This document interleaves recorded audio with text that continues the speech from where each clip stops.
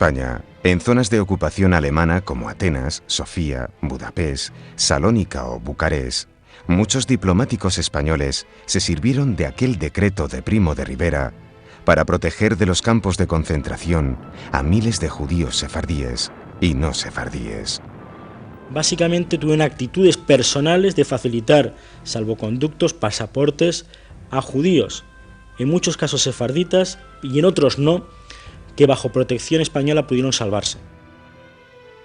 Nosotros no sabíamos que existían campos de concentración ni sabíamos que existía Auschwitz, pero se sabía que el gueto era la antesala de la deportación. La gente del gueto la llevaban unos en trenes y otros a pie hacia Austria. El empeño de todo el mundo era no pasar al gueto, cómo librarse de pasar al gueto.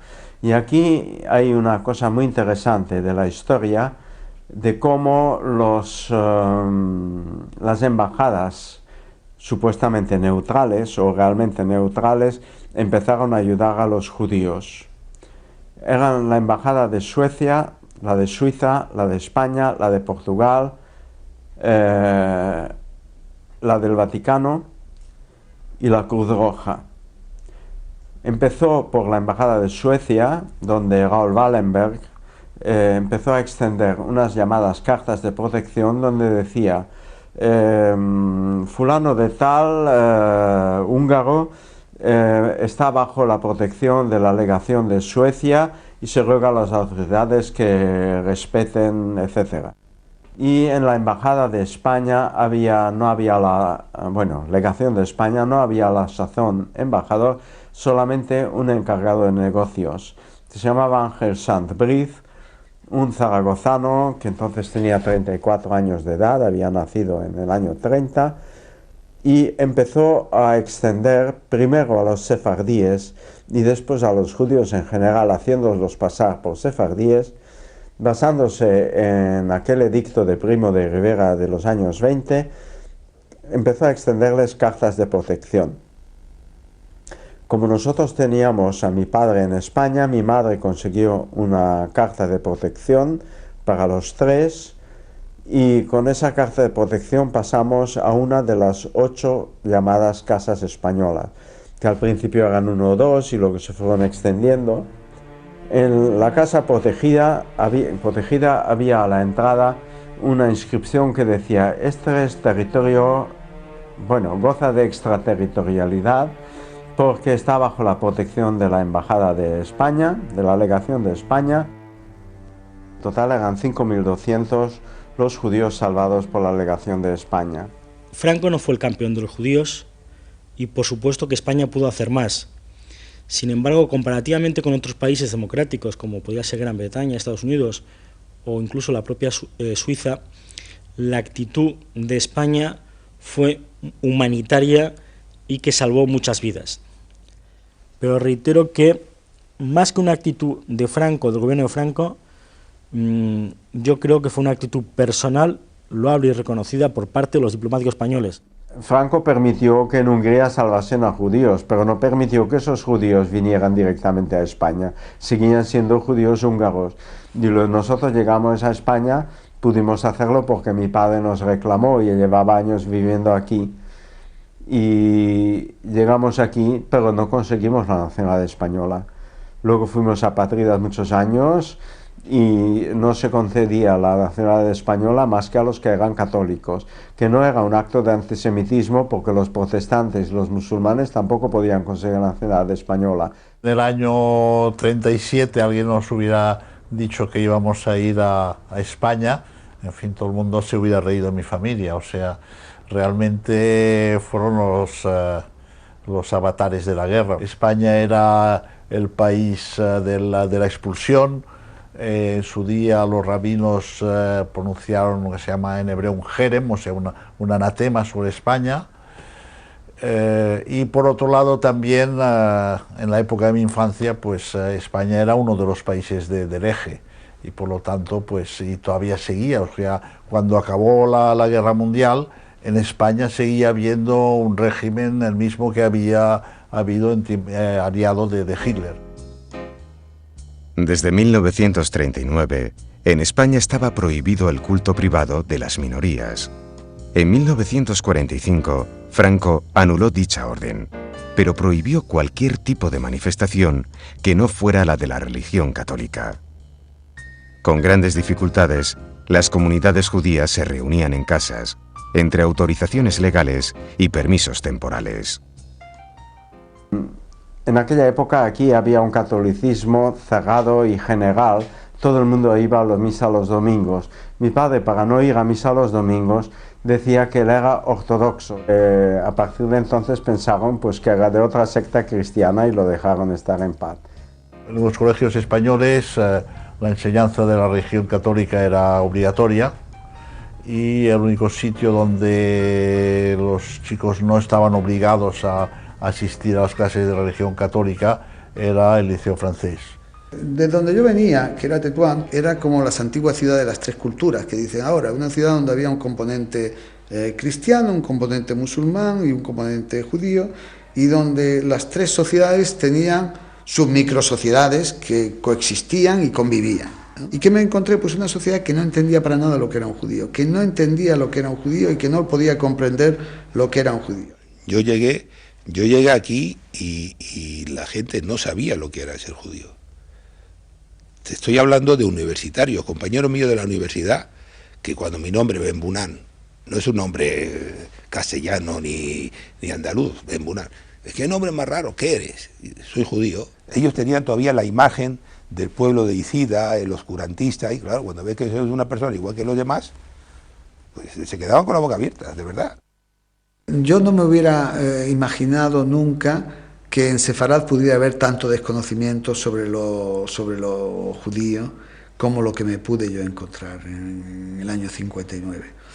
Pero yo creo que no era producto, era un producto político. Las autoridades cerraban los ojos sobre lo que pudiera ser la comunidad judía.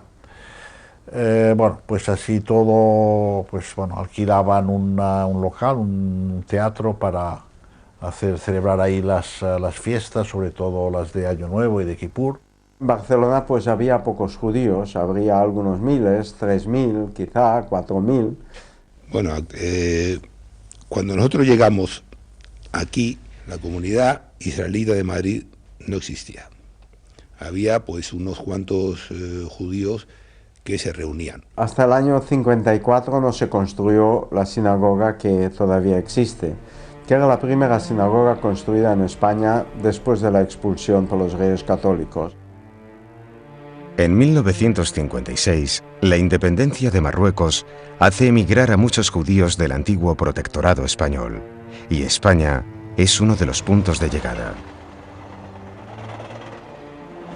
Decidimos venir por circunstancias de esta falta de convivencia con los árabes que se derivaron como consecuencia de la independencia de Marruecos y de la independencia del Estado de Israel, de la creación del Estado de Israel. Trajo consigo esa situación de incompatibilidad y eso es lo que nos alejó de Marruecos. Porque muchos judíos de Marruecos todavía guardan nostalgia de Marruecos, porque allí vivieron bien. Los judíos del norte de Marruecos, que era el antiguo Marruecos español, se vinieron a España, así como los judíos del Marruecos francés iban preferentemente a Francia. La España de aquella época no ofrecía ni libertad religiosa ni oportunidades económicas. Aunque fueron pocos los judíos que decidieron venir, Madrid, Barcelona, Málaga y otras ciudades comienzan a ver crecer lentamente sus comunidades. La posterior inmigración de judíos egipcios coincidió con un periodo de reconciliación religiosa a nivel internacional y también nacional. Existe el Concilio Vaticano II y por lo tanto existe una cierta apertura por parte del mundo católico hacia el mundo judío y en el hecho concreto en España, producto de ese Concilio Vaticano II, está en 1967 la generación de la libertad religiosa, la Ley de Libertad Religiosa, donde pasamos de un Estado confesional católico que permitía con cierta permisibilidad a los judíos, a partir del año 67 lo que existe es tolerancia y por lo tanto existen autorizaciones oficiales para que haya sinagogas con su apertura y su vida comunal normal. En el 70, cuando llegamos, ya había una comunidad establecida bien. En la primera ley de libertad religiosa que se estableció con Franco todavía, que era en realidad una ley de tolerancia religiosa más o menos, pero que en 1967 que se autorizó el nombre de Comunidad Israelita de Madrid, que hemos cambiado el nombre por Comunidad Judía de Madrid hace un...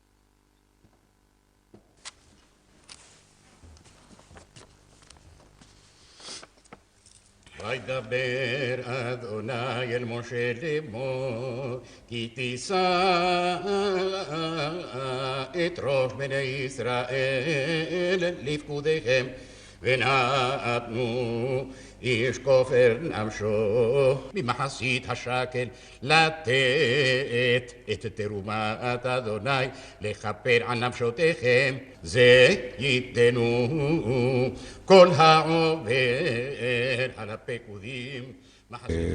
España, después de la caída de la tiranía y la adopción de la Constitución, no es la España de hace 100 o 150 o 70 o 60 años. España se reincorporó a su vocación, que es la vocación europea, se reincorporó a su historia, que es una historia, por lo menos en épocas, de pluralismo. Y desde ese punto de vista estamos ante una realidad absolutamente diferente. El hecho es que hay judíos que encuentran y buscan nuevamente a España como su hogar, judíos, por ejemplo, de América Latina que están llegando a España, y en los últimos años también judíos de distintas dispersiones sefaradíes, si podemos llamarlo así. A partir de la década de los 70, la comunidad judía española comenzó a recibir una migración de judíos latinoamericanos. Si en los 70 y 80 es por causas políticas, en los 90 es debido a las crisis económicas. Madrid hoy es un lugar de atracción de judíos de habla hispana. Creo que el recinto hebreo del cementerio civil es un fiel reflejo de ese mundo múltiple, variado, de los orígenes de la actual población judía española.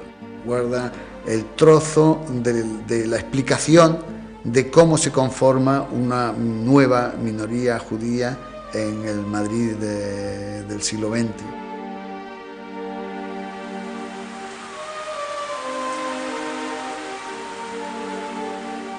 Está iniciándose una vía de normalización en cuanto a que los judíos no sean una cosa fantasmal, como lo ha sido durante siglos. Lo más relevante de esa nueva comunidad española que va encauzando la cuestión por una vía de normalidad, como en otros muchos países, en que, bueno, tenemos ahí de todo, hasta judíos. Yo creo que los que vinieron por razones de tipo práctico, no por razones tanto de tipo ideológico, de volver a la tierra de sus orígenes, de sus antepasados, etc. Los sefarditas viven en muchos países y en España tal vez de los países donde vivan menos. Viven más sefarditas en Estados Unidos que en España, más sefarditas en Francia y en España, más sefarditas en Israel que aquí, por supuesto. En el momento de la toma de la decisión no es la toma de la decisión de retornar a España, sino la toma de la decisión de venir a España. De algún modo, el establecerse o restablecerse en España ha sido un hecho un poco notable, pero yo creo que no determinante, porque las consideraciones que llevaban a cualquier judío inmigrante a establecerse en España eran de otro tipo. Lo que pasa es que una vez ya aquí no dejaba de notar y sentir dónde estaba. No hay duda que hay un cierto orgullo de ser español, de ser de origen español. El judío sefardí tiene esta cosa. Y conociendo incluso los fallos que hay en España, conociendo la animosidad que hubo contra nosotros y todo eso, conocemos los defectos de España, pero nos gusta España y queremos a España. Esa es la realidad. En nombre de los sefaraditas, amantes y conservadores de la lengua de Cervantes,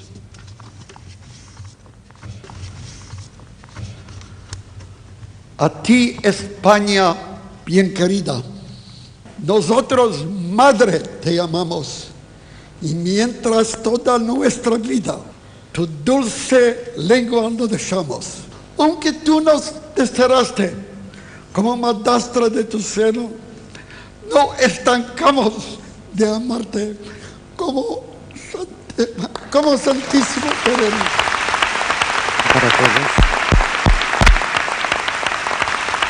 Hay un ambiente de simpatía mutua, del conocimiento de que hay algún lazo, algún nexo que nos une, a pesar de que ha habido historias muy difíciles entre 1492 y 1834 y por ejemplo, entre 1939 y 1967. Es posible que muchos de ellos, si son de origen sefardí, para ellos España ha sido un país distinto, un país especial, porque era el país del cual fueron expulsados sus antepasados. Entonces, quizás sí tengan algunos una cierta sensación de que han vuelto, aunque no hayan vuelto porque se trataba de España, sino que han venido por otras razones. Entonces, creo que han venido. Una vez que han venido, se han encontrado con que habían vuelto. Quizá esa es la forma como lo expresaría, pero en todo caso depende mucho de la percepción personal de cada uno, yo creo. Es difícil definirlo, pero yo creo que hay las dos cosas. Al venir hemos vuelto. Yo creo que los dos valen. Vinimos a España, pero volvimos a España. Nosotros, judíos que desde la expulsión vivíamos de Marruecos, hemos vuelto a España. Yo creo que vine. Volver no. Volver sería una exageración sentimental de volver a Sefarad. Sefarad es una palabra. O sea, yo no creo que después de 500 años pueda haber un recuerdo. Queda el idioma, pueden quedar pues las canciones, las romanzas, lo que sea, pero así como recuerdo patente en hechos, en paisajes, en cosas de este estilo, no. Ahora bien, una vez que una familia judía se instala en España, en ese momento redescubre que su presencia hoy aquí entronca la historia contemporánea de los judíos en la España de hoy, entronca con una historia importantísima que dura 1500 años, que es la historia de los judíos en España hasta la expulsión. Y en ese momento, aunque viniste y no retornaste, sí te reencuentras con una historia que consideras propia.